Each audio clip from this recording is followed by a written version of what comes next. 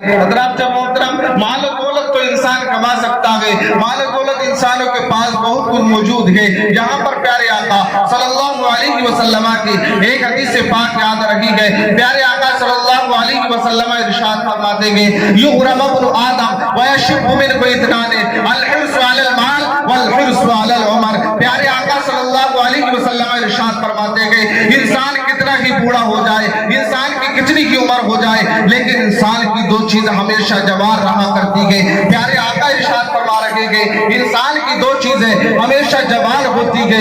ایک تو انسان یہ چاہتا ہے زیادہ سے زیادہ مال آ جائے، دوسرا انسان چاہتا ہے زیادہ سے زیادہ لمبی عمر مل جائے۔ حضرات محترم، پیارے آقا فرما رہے کہ یہ میں نہیں کہہ رہا ہوں، پیارے آقا ارشاد فرما رہے کہ انسان کی دو چیزیں ہمیشہ جوان ہوتی ہے، چاہتا کہ زیادہ سے زیادہ مال آ جائے، لمبی سے لمبی عمر مل جائے، لیکن زیادہ سے زیادہ مال آنا، زیادہ سے زیادہ لمبی عمر مل جانا، یہ کامیابی کی دلیل نہیں ہے۔ کامیابی کی دلیل تبھی ہے اگر لمبی عمر ملے تو اس میں اچھے کام کرتے ہوئے نظر آئے، اس میں اچھی عبادتیں کرتے ہوئے نظر آئے۔ یہیں پر پیارے آقا صلی اللہ علیہ وسلم کی بارگاہ میں ایک صحابی رسول عرض گزار ہوتے گئے اور عرض کرتے گئے، من طال عمرہ ای الناس خیر، لوگوں میں بہترین انسان کون ہے، لوگوں میں اچھا انسان کون ہے؟ تو پیارے آقا صلی اللہ علیہ وسلم نے ارشاد فرمایا، من طال عمرہ وحسن عملہ، جس کی عمر تو لمبی ہو اور اس کے عمل اچھے ہو،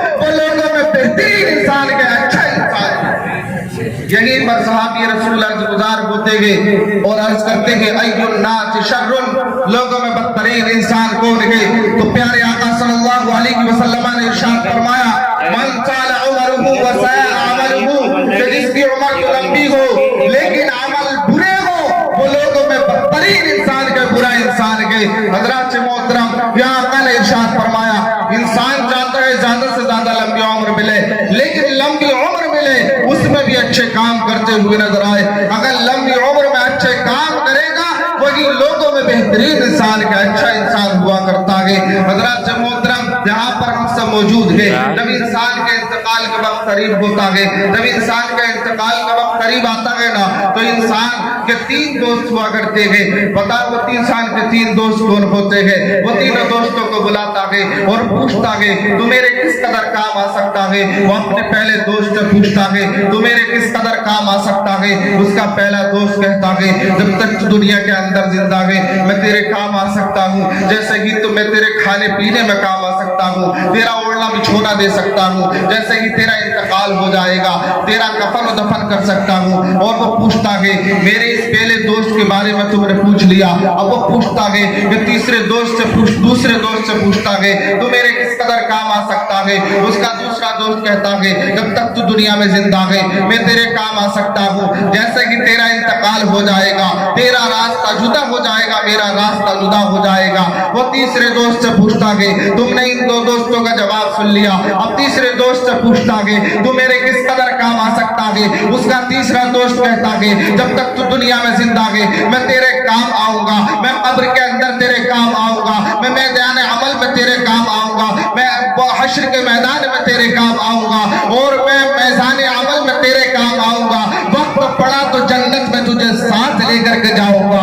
حضرات محترم، اب سنتے چلے یہ انسان کے تین دوست کون ہوا کرتے ہیں؟ پہلے حدیث پاک سنا اس کے بعد بیان کرتا ہوں۔ پیارے آقا صلی اللہ علیہ وسلم ارشاد فرماتے ہیں یتبع المیت ثلاثۃ فیرجع اثنان ویبقى معه واحد یتبعه اہلہ ومالہ وعملہ فیرجع اہلہ ومالہ ویبقى عملہ او کما قال نبی صلی اللہ علیہ وسلم۔ حضرات محترم، سنتے چلے انسان کا پہلا دوست کون ہوا کرتا ہے؟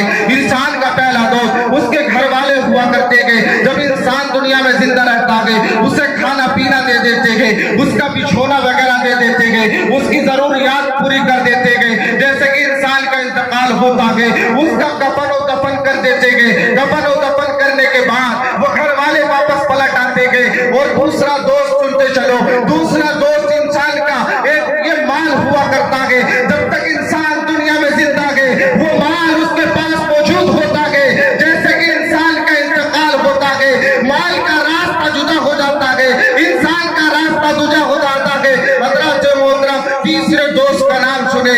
اب تیسرا دوست کتنا اچھا ہے، کتنے کام میں آنے تو اس کا نام اعمال ہے۔